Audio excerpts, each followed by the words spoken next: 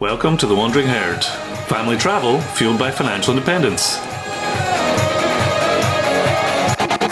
Welcome to part 2 of our epic 3-month road trip that we took around Lake Michigan with our 2 preschoolers. This video we're going to talk about the UP, the Upper Peninsula, a really unique destination for RVing. First off, we left with a bit of a cliffhanger on episode 1. But it's okay, it's just saying that there was no detour sign. Basically, we were following RV Life, which is a GPS specifically for RVs, which is supposed to not take you the wrong way ever. Then all of a sudden the road just disappeared, and this turned into a long, single-lane, partially newly gravelled road that was really just for the construction vehicles to get in and out of the traffic. But once we started on it, there was no turning around. So we thought we were not going to be able to get out of this road construction here.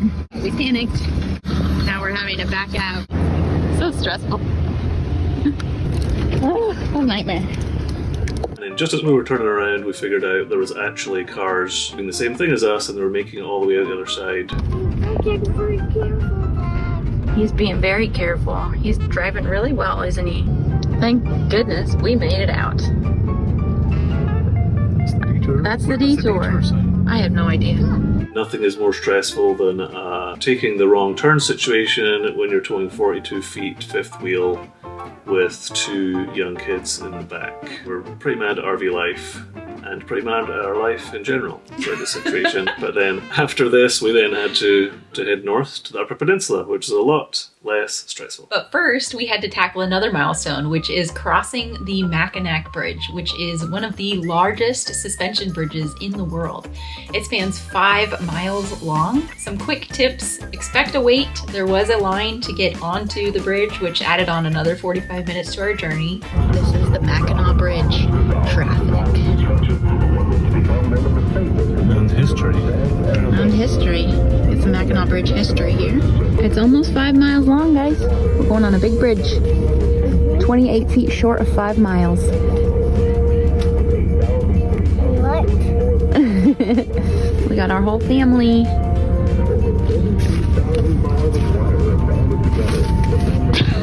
Is that a weird thing to say? We then made it to the campground. We had the biggest rig there, and they put us in the only spot on the campground that was stuck in between 2 different trees. It was tricky to go in, but not too bad to go in. And then getting it out was a whole different matter. Got about 2 feet. You were a pro, and you did great. And actually, our neighbors came out to applaud him with his parking job and thought that he was a professional big rig driver because of how he was able to handle our large RV. It was worth it for the views from this campground because you were literally looking at the Mackinac Strait and the bridge. We checked out St. Ignace. We are just outside of Straits State Park. We ended up parking. We went up to a bridge viewing site. We got to see the bridge, Mackinac Bridge. Where is it? There, right there, from the viewing site, which was pretty. Then we came back down the steps, started walking straight, found a cemetery, and thought, that's really close to the water. So we ended up walking all the way to the back of the cemetery, and there was a little outlet to this awesome beach. Downtown was really neat. They had a splash pad that led to the St. Ignace Lighthouse. You also have to check out Castle Rock, which is a little touristy, but for $1 you get to climb the steps to Castle Rock, which offered beautiful views of Lake Huron. Don't forget to leave without taking a picture with Paul Bunyan and his blue ox. St. Ignace is a great jumping off point to visit, one of the must-see destinations when you're in Upper Peninsula, and that is Mackinac Island. We are headed to Mackinac Island today. We're taking the hydrojet ferry, which is going to go under the bridge and shoot a giant rooster tail water stream out the back. So it's going to be very exciting. Mackinac Island is an island where you can only walk or bike. No motorized vehicles are allowed, including e-bikes, unless you have special permission. So most people rent a bike and do it that way, or you can do horse and carriage tour. We're super excited for our day on the island. Got to the ferry, which we thought 30 minutes early was going to be enough time, but we ended up getting cut off right as we were supposed to go onto the ferry. So make sure you get there 45 minutes early to avoid that mishap, which made David very upset. Stand in a line.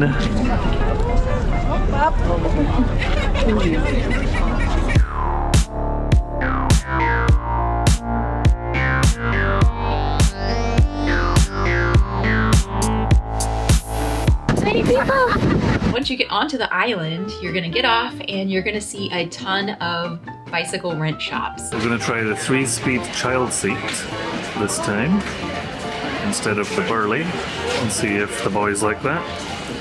Are you going to like that? Yeah! Okie dokie. We ended up getting 2 bicycles with little kid seats in the back, and we went around the entire island. It took us about 2.5 hours to do the whole thing, and was the perfect amount of exercise to allow us to eat lots of fudge, which Mackinac Island is also known for.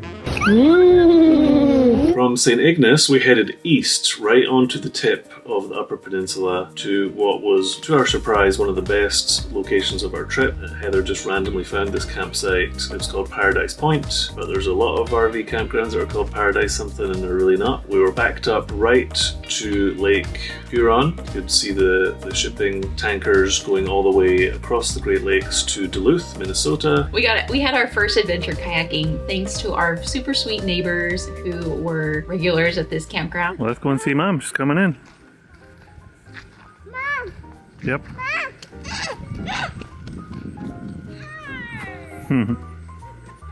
And a retired nurse, which came in handy when our sweet little Cooper ended up chipping his front tooth on our RV step after he excitedly turned his head too fast and spit out a giant chunk of his front tooth.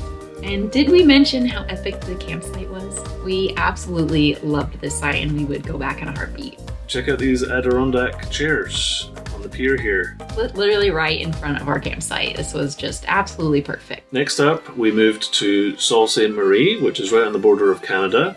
So it's famous for the Soo Locks, which again are part of the throughway for the big tankers to get to Duluth. If you're lucky, you can see the tankers going through the lock. It had a really cool museum attached to it, which had a bunch of interesting facts and stuff for the kids to do. We also checked out downtown Sault Ste. Marie, took pictures with Bigfoot, and we fell in love with a local crepe and coffee shop, which was delicious.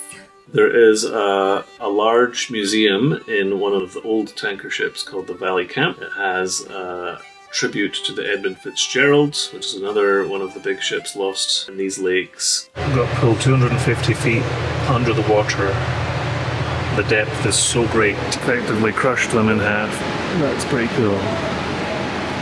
Cooper's making a break for it. It was the first time, but not the last time, that Cooper would lose his pacifier on our venture through the Upper Peninsula. Wow. It's gone.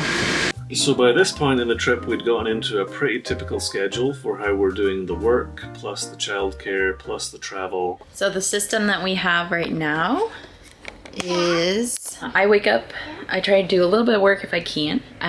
Once the boys wake up, I take them out somewhere. We go to a park, or we go to a state park or playground. And then David works until 11, and at 11 I come back with the boys, and then I work until 3 or 4, and then we have the evenings together. One day I ended up taking the boys to Brimley Beach, which has a really nice little lighthouse. We're up at the top of the lighthouse! And sandy/rocky beach to explore along a boardwalk. We loved it so much that we went home, grabbed Daddy and a picnic dinner, and headed out for a sunset dinner. This is the Upper Peninsula. And over there, it's Canada. Also in this part of the Upper Peninsula, we made sure to check out Tequanamon Falls, which was great. Get there early, parking was limited. Glad that I got there pretty much right when it opened so that I had space for my big old booty Judy. You what? Big old Judy booty. Dooley. The Dooley. Yeah, the Dooley. Munising in the UP is famous for the pictured rocks. We explored those on a glass bottom shipwreck tour, and was the second time in a matter of days that Cooper managed to lose his pacifier on some sort of excursion. But on this occasion it was rescued to much applause. What did you think of the shipwreck, Lug? It was broken! It was broken! was really cool. That was awesome. That was really cool. Very American reactions. Cool and awesome all round. It was very interesting. It was lovely. That was lovely. It was very lovely. Loved it, yeah. One of the best highlights of this experience was when the boat was able to get up close and personal with the pictured rocks. We really, really loved this experience. We did multiple hikes around the Munising area, including Miners Rock, which is also a must-see. It's our brother doing it. He wanted to do it. We continued to explore some of the many waterfalls of the Upper Peninsula.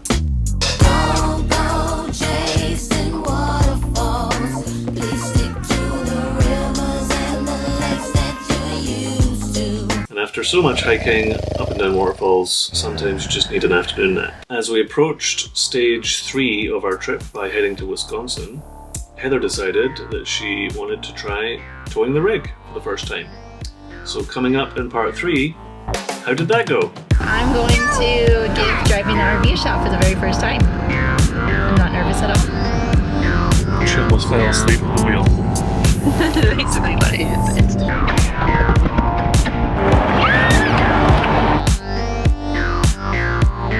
Hey!